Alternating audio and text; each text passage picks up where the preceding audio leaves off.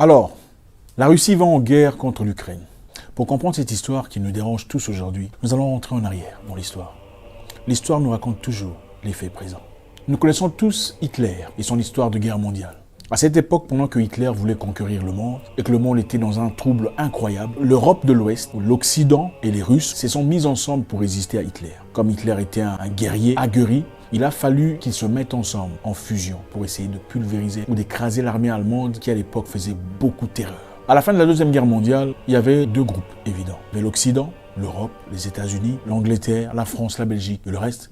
Et à droite, l'Union soviétique, la Russie, l'Ukraine, la Roumanie et le reste. Ces deux groupes de personnes vivaient dans deux mondes complètement différents. Ils ne partageaient pas nécessairement les valeurs, pas nécessairement leurs idées politiques ou leur idéologie sociale. En 1945, on a créé ce qu'on appelle les Nations Unies, dans le but de fédérer tout le monde, d'apporter la paix, la gentillesse, la sympathie entre pays. Finalement, on peut vivre en paix dans un monde meilleur. Évidemment, partant de l'idée d'une deuxième guerre mondiale qui a réclamé beaucoup de vies, il était tout à fait normal de chercher à trouver un moyen de collaborer. Malheureusement, comme l'homme est mauvais, méchant, la jalousie naquit très vite entre les deux groupes. L'Europe, que vous connaissez aujourd'hui, a commencé à avoir des ressentiments à l'égard des soviets, qui étaient un groupe d'hommes forts. En 1948, on crée ce qu'on appelle le traité de Bruxelles, Brussels Treaty, qui unissait la Belgique, la France, la Hollande, la Grande-Bretagne. L'objectif était de fédérer ces pays et de créer une force armée. En effet, pour imbriquer à une union qui existait déjà entre la France et l'Angleterre. Je répète, le traité de Bruxelles, où il y a la France, la Belgique, la Hollande, l'Angleterre, a été créé dans le but de créer une force armée pouvant résister aux ennemis.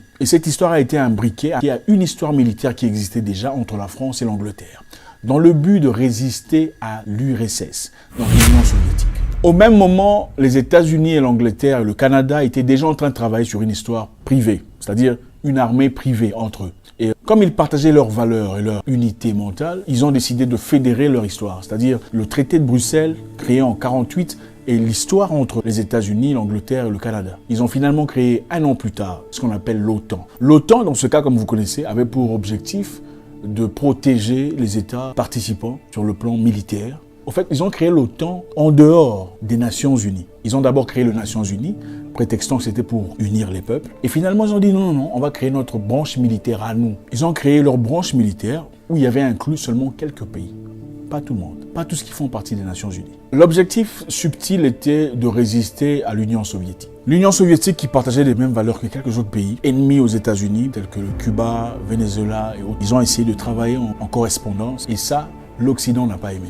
Maintenant, on va rentrer dans notre histoire de Russie et d'Ukraine. En 1962, pendant la guerre froide, les États-Unis et le Cuba ne s'entendaient pas. Évidemment, vous le savez jusqu'à aujourd'hui, ce sont des pays ennemis. La Russie a décidé de donner de l'aide au Cuba en envoyant des marchandises, des produits de vie et aussi des armes. La Russie a décidé de placer des armes, des missiles de longue portée. Et pour ceux qui ne savent pas, Cuba n'est pas très loin des États-Unis d'Amérique. C'est-à-dire à partir de Cuba, on pouvait facilement atteindre les États-Unis. Comprenez aussi que les États-Unis ont beaucoup de chaleur parce qu'ils savent qu'il est plus facile de faire la guerre chez vous que de faire la guerre chez eux. Parce que la distance, l'océan, ils sont un peu épargnés comme ça. La Russie, cette fois-là, s'est décidé d'envoyer des missiles à Cuba, des missiles de longue portée, capables d'atteindre Washington, Chicago et beaucoup d'autres villes américaines. Et cela a créé une alerte générale aux États-Unis. Le président Joseph Kennedy s'est levé disant qu'il va créer ce qu'on appelait une quarantaine des bateaux venant de Russie allant à Cuba. On a donc empêché les bateaux russes d'aller à Cuba pour pas que les missiles atteignent leur destination. Qu'est-ce qu'on comprend là? On comprend que les États-Unis voulaient effectivement protéger son pays en refusant à ce que son ennemi, même si ça se dit pas, place ses missiles juste à côté de la porte, n'est-ce pas? C'est clair. Qu'est-ce que le président Khrushchev dira, le président russe à l'époque? Il dira: si vous voulez qu'on enlève, si vous voulez qu'on arrête ces transactions, il faudrait dans ce cas que vous enleviez vos militaires de la Turquie et vos missiles de la Turquie. C'est-à-dire, cette histoire que nous voyons aujourd'hui est une histoire qui s'est déjà déroulée dans le passé. Les États-Unis avaient une base militaire en Turquie et des missiles de longue portée en Turquie. Et cela était la raison évidemment pour laquelle le président russe disant: je voudrais que vous sortiez vos histoires de la Turquie, comme ça on va arrêter nos transactions avec Cuba.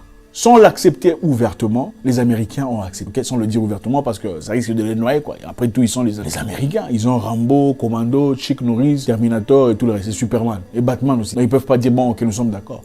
Ils n'ont pas dit ouvertement, mais effectivement, après un petit moment, les militaires basés en Turquie sont partis. Les missiles ont été déplacés. Ceci s'est passé en 1962. Maintenant, rentrons aujourd'hui. Qu'est-ce qui se passe entre la Russie et l'Ukraine? Plusieurs années plus tard, l'OTAN a pu convaincre beaucoup de pays appartenant aux soviets de faire partie de leur groupe de personnes. acceptant ainsi leur mentalité. Vous connaissez de quoi je parle, quand il y a papa, papa, maman, maman et tout le reste, vous comprenez. La Russie a dit, il ne faudrait pas que vous veniez de notre côté. Il faudrait à un certain moment arrêter. C'est vrai que quand on se voit, on discute, on échange, on parle sans difficulté, mais nous savons tous que nous ne sommes pas amis. Nous ne sommes pas amis, c'est clair. Il ne faut pas venir trop près de moi, parce que là, ça poserait problème. Parce qu'évidemment, quand la Russie a placé ses histoires à Cuba, les États-Unis ont réagi. Maintenant, je vous dis, les États-Unis, qui est leader de l'OTAN qui a fait beaucoup de guerres, vous connaissez, on ne citait que l'Irak, l'Afghanistan, la Syrie, la Libye, les guerres qui commencent, les guerres sans nom, sans l'autorisation de soit ils bombardent, ils changent de constitution, changent de gouvernement, transforment des pays en cendres, sans que personne ne dise. Au nom de qui, on ne sait pas. La raison pour laquelle la Russie réagit à l'égard de l'Ukraine, c'est parce que l'Ukraine a fait une demande de faire partie de l'OTAN. L'Ukraine, qui est pays voisin de la Russie, partageant aussi des valeurs de la Russie, veut faire partie de l'OTAN. Parce que le gouvernement actuel de l'Ukraine a été un gouvernement qui a été placé par l'OTAN, après avoir renversé un gouvernement en place. C'est-à-dire, ils ont placé leurs marionnettes, comme on voit beaucoup de présidents en Afrique, des marionnettes qui ne foutent absolument rien pour les Africains. On a bloqué d'ailleurs, en exemple, le Mali, qui veut être indépendant, par des marionnettes, des gens placés là de nulle part pour leurs intérêts personnels. Et c'est justement ça leur modus operandi. La Russie a compris le jeu. Il y a des missiles de l'OTAN ou des États-Unis placés tout autour de la Russie, dans des pays voisins, qui sont censés faire partie de l'OTAN. On se demande, l'OTAN sert à quoi? C'est quoi l'objectif de l'OTAN? C'est de défendre qui contre qui? S'ils sont censés être prétendument promoteurs de paix et de tranquillité sur la terre, pourquoi on a besoin d'une armée aussi forte? C'est contre qui? La réaction de la Russie est celle-ci. L'Ukraine ne peut pas faire partie de l'OTAN. Ça placerait les missiles de l'OTAN juste à la porte de la Russie. Et au cas où ils voudraient porter atteinte à la Russie, ça serait très facile. Il en faudrait simplement 5 minutes pour exploser une missile venant de l'Ukraine à la Russie. Comme l'OTAN et tout le reste qui se prétend Nations Unies, tout le reste qui ne sont même pas Nations Unies, vous savez, c'est un groupe de personnes qui veulent dominer le monde, ont refusé d'écouter la demande de Poutine, consistant à empêcher ou à refuser la demande de l'Ukraine de faire partie de l'OTAN. La Russie a finalement dit « je prendrai mes propres solutions ». Et voilà la raison pour laquelle les Russes sont en Ukraine. Comprenez qu'en Ukraine, il y a beaucoup de populations qui s'expriment en russe, qui ne parlent pas ukrainien, vivent là, mais ils s'expriment en russe. Ils font partie des mêmes peuples. Donc tout ce que vous voyez là à la télé, on vous raconte Poutine est dictateur, Poutine est machin histoire. Je ne sais pas c'est quel genre de dictature. Qui accepterait de voir peut-être son servant de la maison discuter avec le voisin méchant qui ne vous aime pas, qui a déjà tenté de vous empoisonner une fois? Personne ne l'accepterait. Imaginez-vous que la Chine emmène ses armes et ses bombes nucléaires juste à côté, au Mexique. Vous pensez que les États-Unis seraient contents? Absolument pas. Ils réagiraient. Donc la réaction de Poutine est tout à fait légitime. Tout à fait légal. Il veut simplement le respect. Que l'OTAN ou l'Europe, peu importe comment vous appelez ça, ne lui accorde pas. Il n'accorde à personne d'ailleurs. Leur forme de démocratie, c'est une démocratie adaptée à leurs désirs. Donc, si ce qui se passe est avantageux à leur plan, alors là, c'est la démocratie. Mais si c'est ce qui se passe n'est pas avantageux à ce qu'eux veulent, ce n'est pas la démocratie. On a bombardé la Syrie. Qui leur a donné l'autorisation de le faire?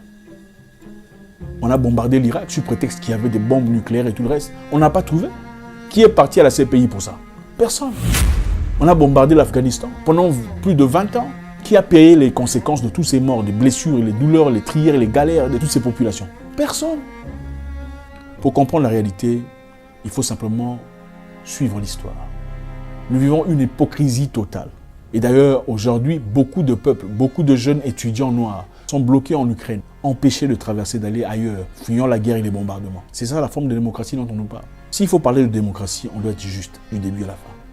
Pas seulement une démocratie qui bénéficie à un certain groupe de personnes et pas au reste. La Russie demande simplement le respect. Je pense que tout le monde comprend. Il s'agissait d'abord de créer une Nations Unies qui unissait, qui fédérait tout le monde. Après cela, on a créé un petit groupe, des groupuscules. Nous, nous sommes de ce côté. On crée notre armée. Contre qui vous avez créé les Nations Unies? Point d'interrogation. Finalement, vous voulez adhérer tous ceux qui sont de la droite à votre clan pour finalement placer des missiles juste à la porte de la rue. Nous pensons que la réaction de Poutine, je pense que tout le monde comprend, est tout à fait légitime. Je suis en rien fanatique de Vladimir Poutine, qui est un humain avec ses défauts. Mais en ce qui concerne cette situation précise, nous comprenons tous où vont les choses. L'article 5 de l'OTAN dit « Tout pays qui fait partie de l'OTAN, en étant en agression, sera assisté militairement par le reste des pays de l'OTAN. » Parce que clairement, personne n'a osé jusque-là avoir le courage d'aller porter main forte à l'Ukraine. Que ceci nous aide à comprendre ce qui se passe dans le monde et ne pas vivre dans l'aveuglement. On ne vous le dira pas ouvertement. Je ne sais même pas si cette vidéo restera.